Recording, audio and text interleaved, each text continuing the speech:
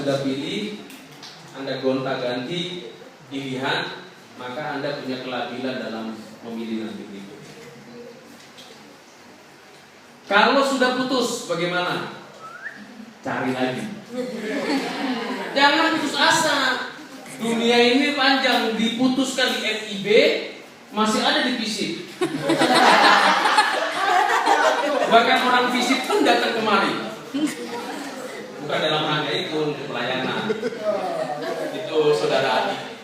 Oke, mari kita lihat bahasa kitabnya ya. Sekarang kita bahas kitabnya. 1 Tesalonika 3 ayat 11-12 dan 1 Tesalonika 4 ayat 1-8. Saya bacakan bagi Anda sekalian. Anda perhatikan baik di Alkitab cetak maupun Alkitab elektronik. Kiranya Dia, Allah dan Bapa kita dan Yesus Tuhan kita membukakan kami jalan kepadamu. Dan kiranya Tuhan menjadikan kamu bertambah-tambah dan berkelimpahan dalam kasih seorang terhadap yang lain dan terhadap semua orang, sama seperti kamu juga mengasihi kami juga mengasihi kamu. Ayat 13, kiranya Dia menguatkan hatimu supaya tak bercacat dan kudus di hadapan Allah dan Bapa kita pada waktu kedatangan Yesus Tuhan kita dengan semua orang kudusnya. Pasal 4 ayat 1, akhirnya saudara-saudara kami minta dan nasihatkan kamu dalam Tuhan Yesus. Kamu telah mendengar dari kami bagaimana kamu harus hidup supaya berkenan kepada Allah. Hal itu memang telah kamu turuti, tetapi baiklah kamu melakukannya lebih bersungguh-sungguh lagi. Kamu tahu juga petunjuk-petunjuk mana yang telah kami berikan kepadamu atas nama Tuhan Yesus. Karena inilah kehendak Allah pengurusanmu, yaitu supaya kamu menjauhi percabulan, supaya kamu masing-masing mengambil seorang perempuan menjadi istrimu sendiri dan hidup di dalam pengudusan dan penghormatan, bukan di dalam keinginan hawa nafsu seperti yang dibuat oleh orang-orang yang tidak mengenal Allah, dan supaya dalam hal ini orang jangan memperlakukan saudaranya dengan tidak baik atau memberdayakannya, karena Tuhan adalah pembalas dari semuanya ini. Seperti yang telah kami katakan dan tegaskan dahulu kepadamu, Allah memanggil kita bukan untuk melakukan apa yang cemar, melainkan apa yang kudus. Karena itu siapa yang menolak ini bukanlah menolak manusia, melainkan menolak Allah yang telah memberikan juga rohnya yang kudus kepada kamu. Demikianlah firman Tuhan. Apa kaitannya dengan pacaran? Pacaran itu kan membangun relasi. Betul? Prosesnya seumur hidup. Saya sudah menikah 18 tahun, jalan 19 tahun. Waktu jatuh cinta berjuta rasanya. Rasanya tidak mau sekejap mata pun meninggalkan dia. Wajahnya tersimpan di dalam hatiku. Pikiranku selalu menerawang ke dalam pikirannya. Tiap langkah yang kulangkahi tidak pernah tidak menyebut namanya di batin. Seminggu rasanya seperti setahun. Bahkan sehari tidak mau lepas dari wajahnya. Itulah cinta. Selalu mencari objek yang dicintai.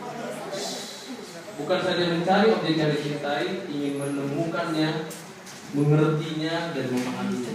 Itu cinta. Jadi ketika Anda mencintai seseorang, Anda harus paham betul cinta itu bukan sekedar kata-kata manis cinta, tapi cinta di sana ada pertanggungjawaban. Apa yang dipertanggungjawabkan? Selama 2 tahun pacaran, selama tahun-tahun pacaran, kekudusan, cium tangan, cium kening. Mungkin orang mengatakan biasa, tapi biasanya orang tidak akan menuntut sampai di situ.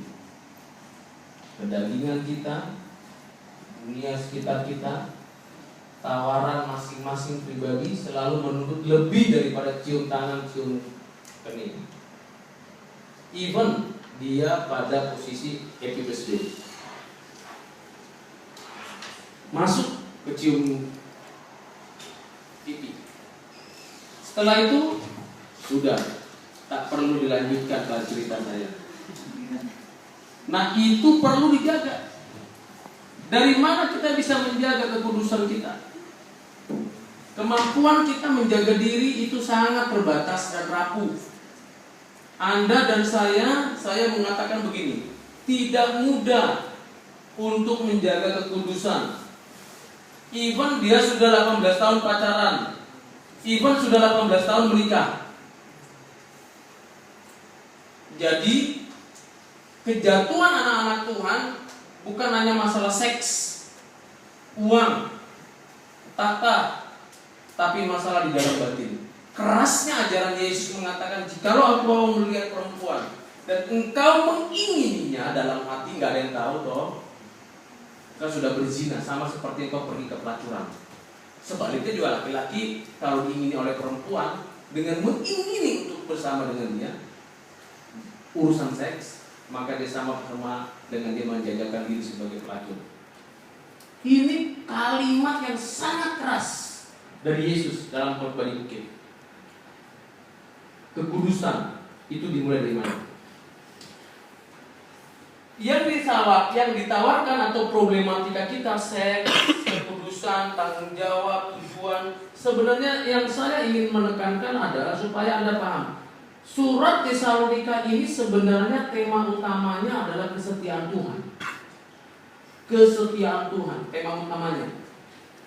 Karena waktu itu sudah ada banyak pengajaran-pengajaran yang menyesatkan, yang membawa orang-orang Kristen malas bekerja, malas melakukan aktivitas, banyak menanti-nanti Tuhan terlahir Tuhan datang. Mari kita tidak perlu kerja, mari kita tidak perlu beraktivitas, mari kita tunggu Tuhan terus.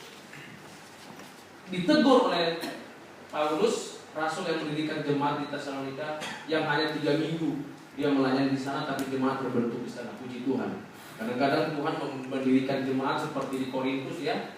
Di Korintus 1,5 tahun, tapi jemaatnya ada banyak problem yang luar biasa, termasuk problem percabulan antar suami, antar istri, antar anak dan ibu. Itu di jemaat Korintus.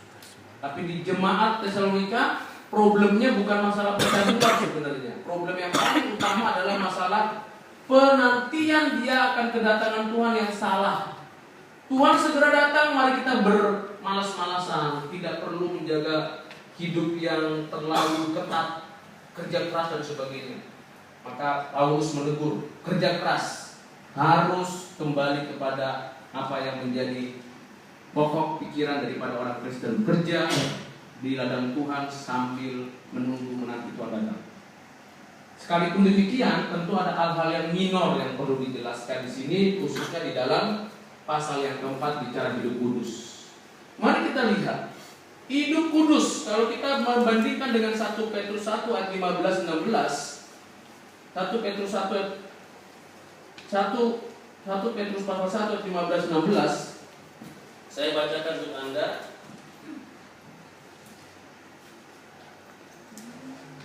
Tetapi hendaklah kamu menjadi kudus di dalam seluruh hidupmu, sama seperti Dia yang kudus, yang telah memanggil kamu. Sebab ada tertulis, kuduslah kamu, sebab aku kudus.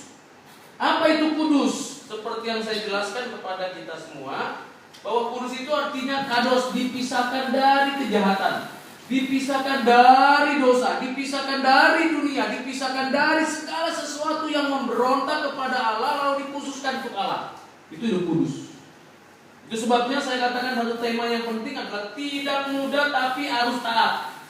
Tidak mudah untuk kudus, tapi harus taat. Bagaimana? Bagaimana seseorang bisa hidup kudus? Nah, ini pertanyaan yang sangat mudah untuk dikatakan, tapi perlu kerangka berpikirnya bagaimana. Kalau kita lihat, ada sedikitnya 5 kata kudus, dan ditutup di ayat 8 itu dengan kata roh yang diberikan itu roh yang kudus.